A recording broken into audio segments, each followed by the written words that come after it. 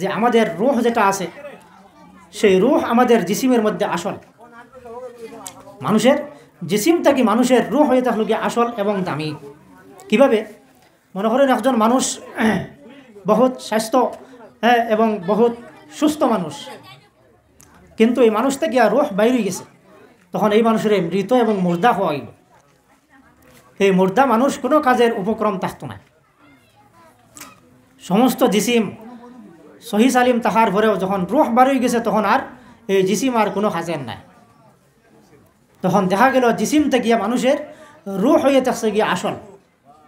যেভাবে একজন মানুষে ফিঞ্জিরা বানায় ফাঁকি ফেলার জন্য, তো ফিঞ্জিরা বানানো কষ্ট করিয়া ফাঁকি ফেলার জন্য সেই ফিঞ্জিরা বানাটা ফিঞ্জিরিটা কিতা নাই, আসল নাই।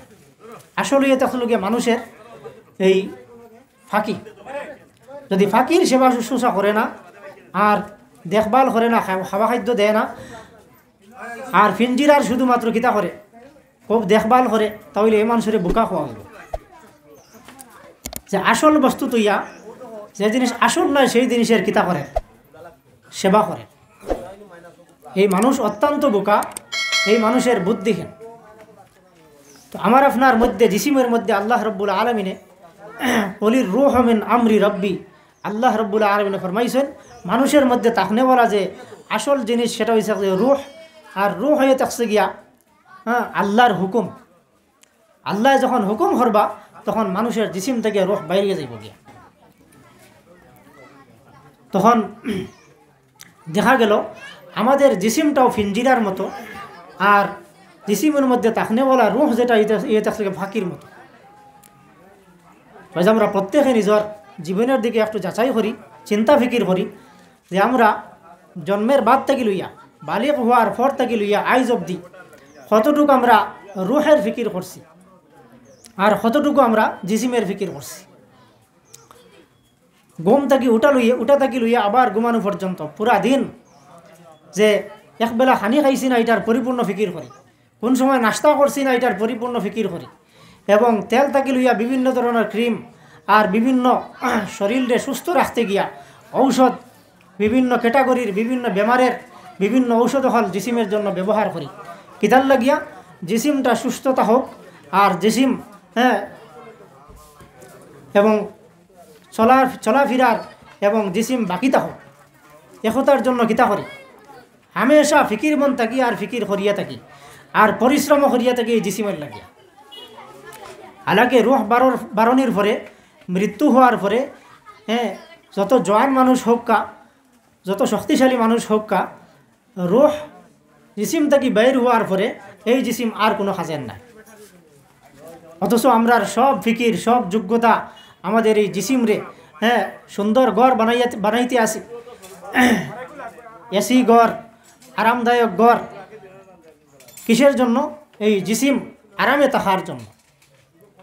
হালাকি আন করিব কিছুদিন পরে ইদা জা আজালুহুম লা ইস্তাখিরুনা সাআতাম ওয়া লা ইস্তাকদিমুন, যখন প্রত্যেক মানুষের নির্ধারিত মৌত, আল্লাহর পক্ষ থেকে নির্ধারিত মৌত যখন অবতীর্ণ হইব, আজরাইল আলাইহিস সালাতু ওয়াস সালাম ওনার বিকট চেহারা নিয়ে সামনে আইবা, তখন খোয়ার এক মুহূর্তের লাগিয়া কোনো পুরুষ মহিলা কেউরে মহিলতার সামান্য সুযোগ দেওয়া হইতো না।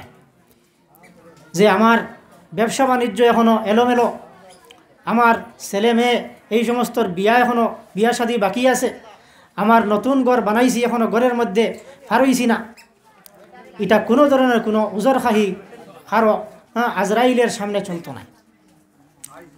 ইদা জা আজালুহুম লা ইস্তাকদিমুনা সাআতাম ওয়া লা ইস্তাখিরুন, এক মুহূর্ত সময় আগে পিছে হইতো না।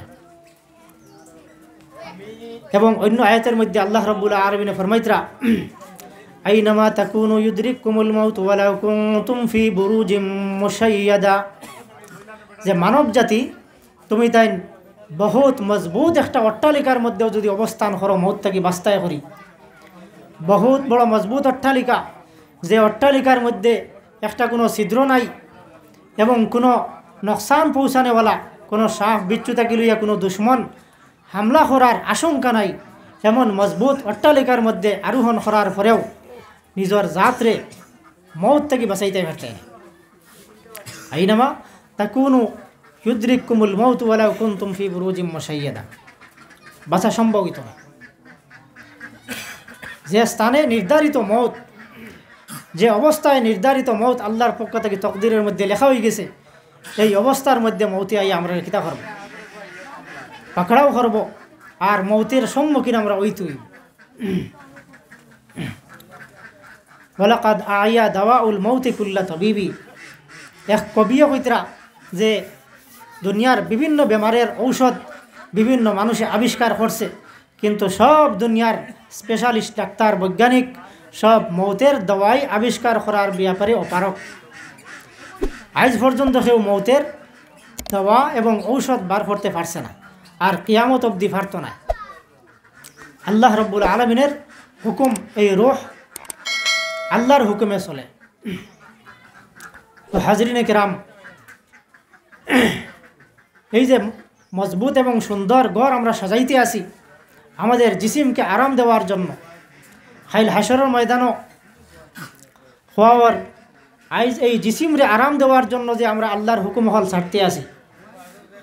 শীতের রাত ফজরের নামাজ আমরা ছাড়ি দিয়ার জিসিমরে আরাম দেওয়ার জন্য, লেফ তুষক উড়িয়ে আমরা ঘুমাইয়ার আল্লাহ রব্বুল আলমিনের পক্ষ থাকিয়া মসজিদে আল্লাহর ঘরের দিকে যাওয়ার জন্য দাওয়াত দিতরা, হাইয়া আলাস সালাহ হাইয়া আলাল ফালাহ, আসসালাতু খায়রুম মিনান নাওম। এটা মসজিদের শব্দ না, এটা আল্লাহ রব্বুল আলমিনের শব্দ।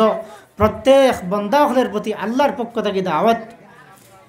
হে বন্দেগানে খুদাও হল, হে আল্লাহর বন্দাও হল, বান্দিও হল,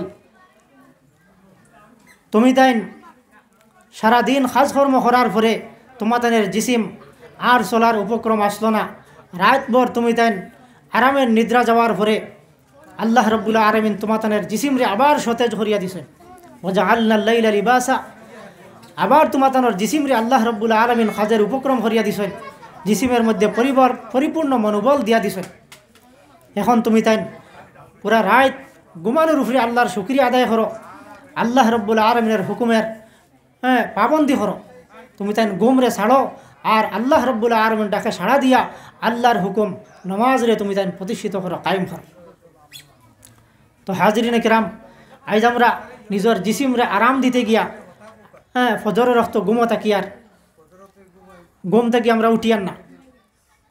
খাইল হাসরের ময়দান হওয়ার এই জিসিমের অঙ্গ প্রত্যঙ্গ আমাদের বিরুদ্ধে সাক্ষী দিব।